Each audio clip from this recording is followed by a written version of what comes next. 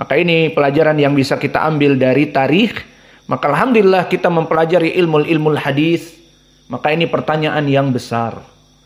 Antum lihat para muhaddisin dari zaman Doeloe sampai zaman now. Kita ambil zaman now, Syekh kami Muqbil Al-Wadi'i dan Syekh Al-Albani dan Syekh Robi yang masih hidup misalnya. 3 itu muhaddis di era now.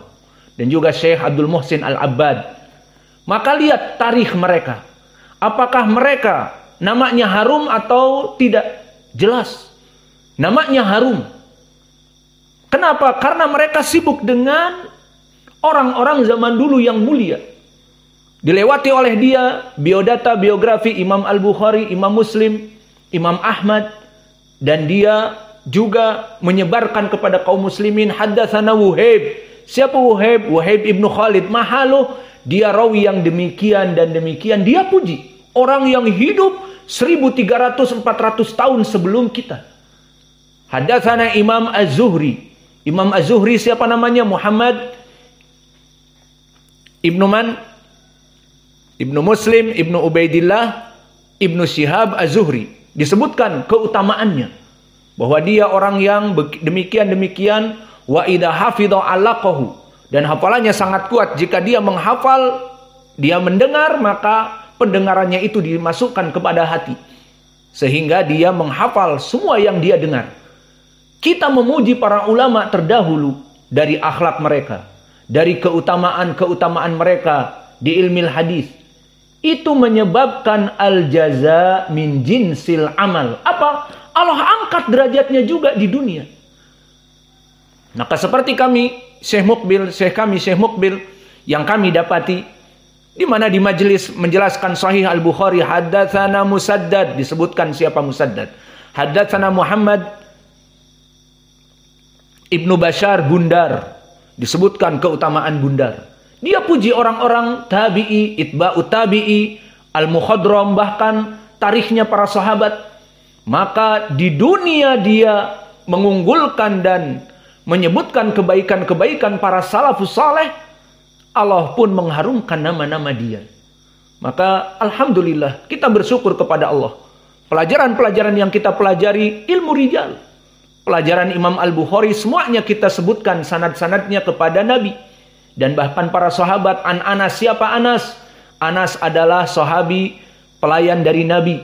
Yang disebutkan di dalam hadis didoakan. Allahumma kathir amwalah. Allahumma tawil umrah. Dan kathir auladah. Misalnya seperti itu.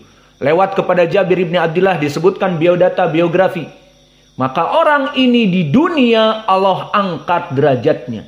Seperti kita tidak pernah mendengar keburukan dari para masyayikh al-muhaddisin. Maka Syekh Muqbil namanya harum. Dan Syekh Al-Albani namanya harum. Dan Syekh yang masih hidup Abdul Muhsin Al-Abbad hafidhahullah namanya harum. Dan Syekh Rabi Al-Madkhali Al-Muhaddis namanya harum. Karena mereka mengharumkan orang-orang salaf yang 1400 tahun sebelum kita. Maka alhamdulillah kita harus bersyukur dengan mempelajari ilmu rijal ini.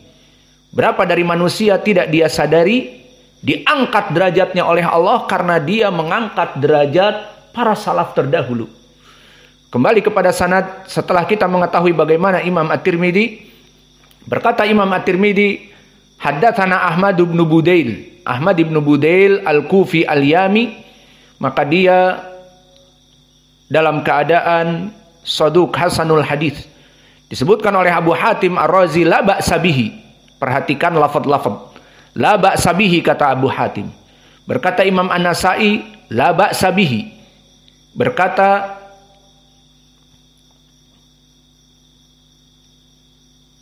juga dari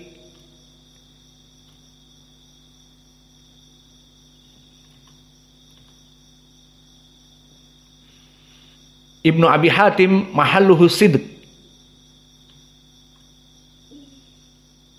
Maka lafaz-lafaz di sini seperti la ba'sa bihi mahalluhu sidq.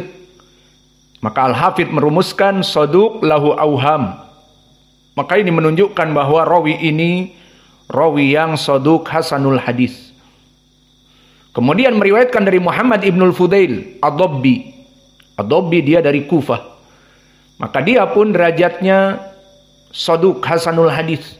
Berkata Abu Hatim Ar-Razi, syaikhun. Lihat, antum belajar sekarang alfaz jarh wa ta'dil. Kalian mempelajari dhawabit al-jarh wa ta'dil, dan di sini masuk bab alfaz al-jarh wa ta'dil. Para ulama jika mengatakan demikian-demikian apa maknanya? Seperti sekarang Abu Hatim mengatakan syekh. Apa makna syekh? Dia maknanya adalah rawi yang biasa. Maksudnya saduq hasanul hadis. Dan begitupun Abu Zur'ah Ar-Razi menghukumi saduq min ahlil ilm. Maka ini lafaz-lafaz dia itu saduq hasanul hadis. Bahkan Imam Ahmad mengatakan kana yatasyayya wa kana hasanul hadis. Dia dulu mempunyai pemikiran sedikit Syiah dan dia hasanul hadis. Maka hadisnya hasan, bukan thiqah, bukan hadis yang sahih. Hadisnya hasan, pas-pasan. Berkata An-Nasai, laisa bihi ba's. Maka dari lafaz-lafaz ini cukup menjadi pendalilan bahwa rawi ini adalah rawi yang pas-pasan. Kemudian berkata Imam, haddatsana Abdurrahman ibnu Ishaq. Maka dia Al-Amiri Al-Basri. Dan dia pun rawi yang saduq, hasanul hadis. Maka berkata Abu Hatim Ar-Razi, yuktabu hadithuhu wa huwa hasanul hadis. Maka lafaz-lafaz seperti yuktabu hadithuhu, hadisnya itu ditulis. Itu menunjukkan juga dia kedudukannya saduq hasanul hadis. Uktubu barakallahu fikum. Biar terbiasa kalian dengan lafaz-lafaz para ulama. Berkata Imam Ahmad, laisa bihi ba's. Maka ini pun lafaz-lafaz yang saduq hasanul hadis. Berkata An-Nasai, laisa bihi ba's. Dan berkata Imam Ahmad, salihul hadis. Kalimat salihul hadis juga hadisnya hasan. Maka Al-Hafidz Ibnu Hajar mengatakan saduq. Maka saduq dari hadis yang hasan. Dan banyak para ulama yang lainnya yang menyebutkan salihul hadis laisa bihi ba's. Kemudian kita masuk kepada Abdurrahman ibni Abdillah ibni Mas'ud. Maka Abdurrahman ibni Abdillah ibni Mas'ud yang diriwayatkan di sini dia asalnya rawi yang thiqah. Ibni Abdurrahman yang nanti meriwayatkan dari bapaknya Abdurrahman, maka dia rawi yang thiqah. Dan adapun Abdurrahman itu sendiri, Ibni Abdillah ibni Mas'ud, anaknya sahabi, maka dia hidup di tabaqah yang kedua dari Mukhadram. Maka dia rawi yang thiqah pula. Dithiqahkan oleh Abu Hatim dan Ibnu Ma'in. Dan di sini terjadi ikhtilaf. Al-ulama menetapkan bahwa dia mendengar dari bapaknya. Siapa yang menetapkan? Pertama, Abu Hatim berkata bahwa dia mendengar dari bapaknya. Dan begitupun Yahya ibnu Ma'in. Dia mengatakan sami amin abih. Dia mendengar dari Ibni Mas'ud. Adapun yang menafikan adalah Syu'bah ibnul Hajjaj. Dia mengatakan lam yasma min abih. Dia tidak mendengar dari bapaknya. Ini dia contoh dari praktek kitab yang kita pelajari. Apa? Dhawabitul jarhi wa ta'dil. Terjadi ikhtilaf pada lebih dari ulama. Seperti terdahulu kita misalkan. Maka di sini contohnya Syu'bah ibnul Hajjaj mengatakan periwayatan dia dari bapaknya terputus. Berarti dhaif. Dari bapaknya tidak mendengar, munqati', terputus. Adapun Imam Yahya ibnu Ma'in dan Abu Hatim mengatakan sami amin abih. Bahwa Abdurrahman, anaknya Abdullah bin Mas'ud itu mendengar dari bapaknya. Nah sekarang di sini prakteknya kita mempelajari kitab Dhawabit Al-Jarhi wa Ta'dil. Lalu bagaimana kita menghukumi rawi ini? Apakah dia mendengar? Kalau mendengar berarti sanadnya sahih, bersambung. Atau dia itu tidak mendengar, maknanya terputus, munqati'. Antara Abdurrahman tidak mendengar dari bapaknya. Maka di sini masuk kepada kaidah tadi. Di ilmi dhawabit al-jarhi wa ta'dil, apa kaidahnya? Al-musbit muqaddam 'alan nafi. Yang menetapkan bahwa dia mendengar dari bapaknya lebih didahulukan daripada yang menafikan. Iya, na'am. Kenapa? Karena bagi yang menetapkan ziyadatul ilm daripada orang yang menafikan tidak mempunyai ilmu. Iya apa tidak? Iya. Contoh, permasalahan yang di antara kita saja. Misalnya tentang kedatangan Syekh Nu'man kepada kita. Maka kita tanya dari santri yang ada. Santri-santri yang lain di saat kami tanya, Syekh Nu'man udah datang atau belum kepada pondok ini? Nggak tahu, nggak lihat. Yang lain sibuk di kamar. Waduh, nggak tahu Ustaz gimana? Ana tanya kepada panitia misalnya, Hudzaifah dan anak-anak kita yang lain yang memang dia akan menjamu tamu. Kita telepon, karena kebetulan saya di luar, gimana Syekh udah datang? Khalas, al-an. Datang Syekh dengan rombongan sekarang. Dan saya sekarang sedang memasukkan Syekh ke kamar istirahatnya. Nah, saya mau tanya di sini, ikhtilaf atau tidak dari para ulama, dari penduduk pondok, ikhtilaf atau tidak? Sekarang dari ikhtilaf itu, sebagian mengatakan meskipun banyak nih jumhur, namun mereka para santri tidak perhatian, duduk di sakan ataupun sibuk dengan kepentingannya, mencuci baju ataupun mandi. Pas ditanya, Syekh udah datang apa belum? Apa jawab mereka? Nggak tahu.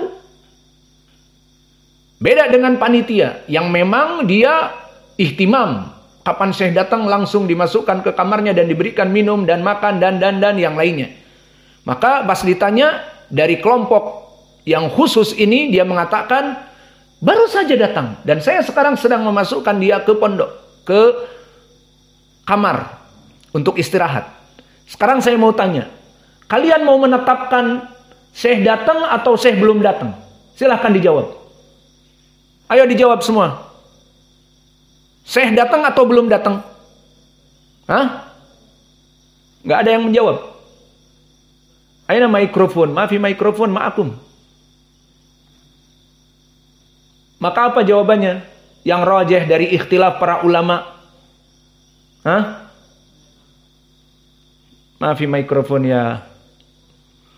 Maka jawabnya adalah penetapan Syekh sudah datang.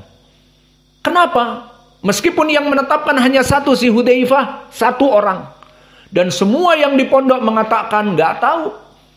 Inilah muqaddam al-musbit muqaddam ala nafi, kaidah yang menyebutkan bahwa orang yang menetapkan lebih didahulukan dari yang menafikan, karena yang menetapkan mempunyai ziyadatul ilm.